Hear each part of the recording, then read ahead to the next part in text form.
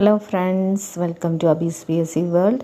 അബീസ് P S C വേൾഡിൻ്റെ ഇന്നത്തെ ക്ലാസ്സിൽ നമ്മൾ പഠിക്കുന്നത് കേരള പി എസ് സി എക്സാമുകളിൽ നിരവധി തവണ ആവർത്തിച്ച് ചോദിച്ചിരിക്കുന്ന ചില പ്രീവിയസ് ക്വസ്റ്റ്യനും അവയുടെ ഉത്തരങ്ങളുമാണ്.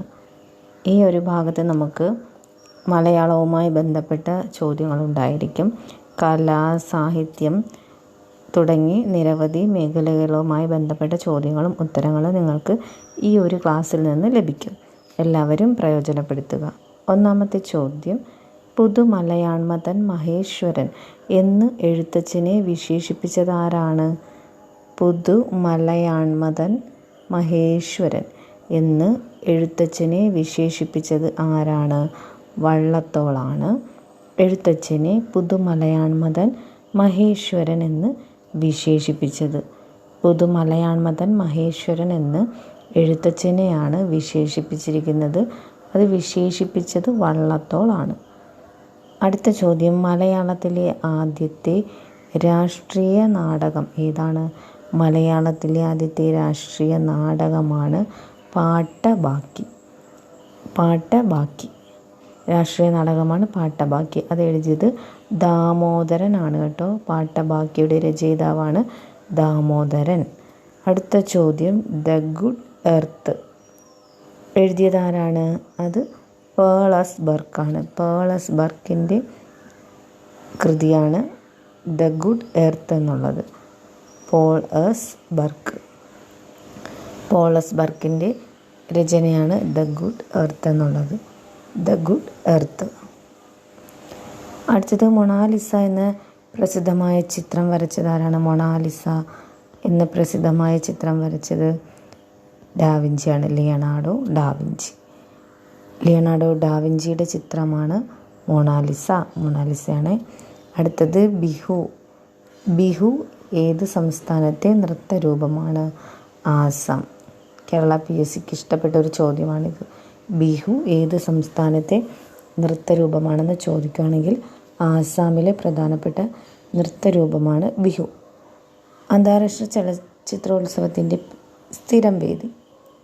അന്താരാഷ്ട്ര ചലച്ചിത്രോത്സവത്തിൻ്റെ സ്ഥിരം വേദിയാണ് ഗോവ. അന്താരാഷ്ട്ര ചലച്ചിത്രോത്സവത്തിൻ്റെ സ്ഥിരം വേദിയാണ് ഗോവ. അപ്പോൾ പുതുമലയാണ്മതൻ മഹേശ്വരൻ എന്ന് എഴുത്തച്ഛനെ വിശേഷിപ്പിച്ചതാരാണ്? വള്ളത്തോളാണ്. മലയാളത്തിലെ ആദ്യത്തെ രാഷ്ട്രീയ നാടകമാണ് പാട്ടബാക്കി. ദ ഗുഡ് എർത്ത് എഴുതിയത് പേളസ്ബർഗാണ്. മൊണാലിസ എന്ന പ്രസിദ്ധമായ ചിത്രം വരച്ചത് ലിയനാർഡോ ഡാവിഞ്ചിയാണ്. ബിഹു ഏത് സംസ്ഥാനത്തെ നൃത്തരൂപമാണെന്ന് ചോദിക്കുകയാണെങ്കിൽ ആസാം. അന്താരാഷ്ട്ര ചലച്ചിത്രോത്സവത്തിൻ്റെ സ്ഥിരം വേദിയാണ് ഗോവ. അടുത്ത ചോദ്യം, ലോക പൈതൃകമായി യുനെസ്കോ അംഗീകരിച്ച ആദ്യ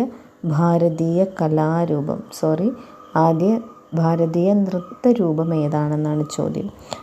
അപ്പോൾ ലോക പൈതൃകമായി യുനെസ്കോ അംഗീകരിച്ച ആദ്യ നൃത്തരൂപമാണ് കൂടിയാട്ടം. ഇതും പ്രീവിയസ് ക്വസ്റ്റ്യനാണ്, നിരവധി തവണ ചോദിച്ചതാണ്. കൂടിയാട്ടം ലോക പൈതൃകമായി യുനെസ്കോ അംഗീകരിച്ച ആദ്യ ഭാരതീയ നൃത്തരൂപമാണ് കൂടിയാട്ടം.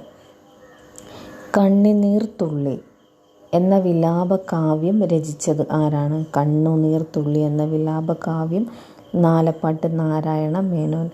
കണ്ണുനീർത്തുള്ളി എന്ന വിലാപകാവ്യം നാലപ്പാട്ട് നാരായണ മേനോനാണ് രചിച്ചത്. മികച്ച നടിക്കുള്ള ദേശീയ പുരസ്കാരം നേടിയ ആദ്യ മലയാളി, അത് മോനിഷ എന്ന നടിയാണ്. മികച്ച നടിക്കുള്ള ദേശീയ പുരസ്കാരം നേടിയ ആദ്യ മലയാളിയാണ് മോനിഷ. ഇതൊക്കെ കുറച്ച് GK ചോദ്യങ്ങളും കൂടാണ്.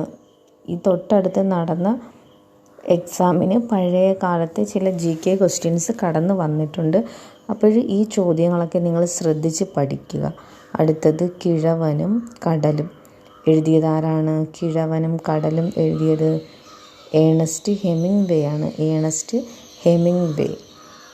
അടുത്ത ചോദ്യം, സ്ത്രീകളെയും മുനിമാരെയും പ്രതിനിധീകരിക്കുന്ന കഥകളിയിലെ വേഷം, അതാണ് മിനുക്ക്. സ്ത്രീകളെയും മുനിമാരെയും പ്രതിനിധീകരിക്കുന്ന കഥകളിയിലെ വേഷമാണ് മിനുക്ക്.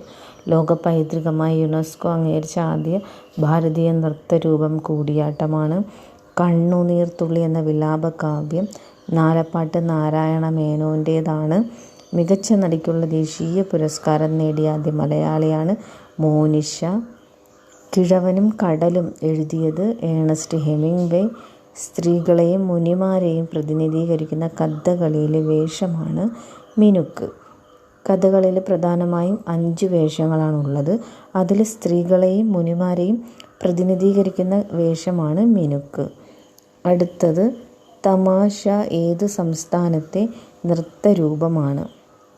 തമാശ ഏത് സംസ്ഥാനത്തെ നൃത്തരൂപമാണ്? അത് മഹാരാഷ്ട്രയിലെ നൃത്തരൂപമാണ്. ഇതിന് തൊട്ടു മുൻപ് നമ്മൾ പഠിച്ചായിരുന്നല്ലോ ബിഹു. അതെവിടുത്തെയായിരുന്നു? ആസാമിലേതായിരുന്നു ബിഹു. ആസാമാണ്. തമാശയാണെങ്കിൽ മഹാരാഷ്ട്രയിലേതാണ്. അടുത്ത ചോദ്യം, ലതാ മങ്കേഷ്കർ പിന്നണി പാടിയ മലയാള ചിത്രം ഏതാണ്? ലതാ മങ്കേഷ്കർ പിന്നണി പാടിയ മലയാള ചിത്രമാണ് നെല്ല്. അടുത്ത ചോദ്യം, പാവങ്ങൾ എന്ന കൃതി ആരാണ് എഴുതിയത്? പാവങ്ങൾ എന്ന കൃതി വിക്ടർ ഹ്യൂഗോയുടേതാണ്. Victor Hugo. ഒരു അഷ്ടപദിയിലുള്ള സ്വരങ്ങളുടെ എണ്ണം എത്രയാണിത്? ഇമ്പോർട്ടൻ്റ് ആയിട്ടുള്ള ചോദ്യം. ഒരു അഷ്ടപദിയിലെ സ്വരങ്ങളുടെ എണ്ണം 12 എണ്ണമാണ്. അടുത്ത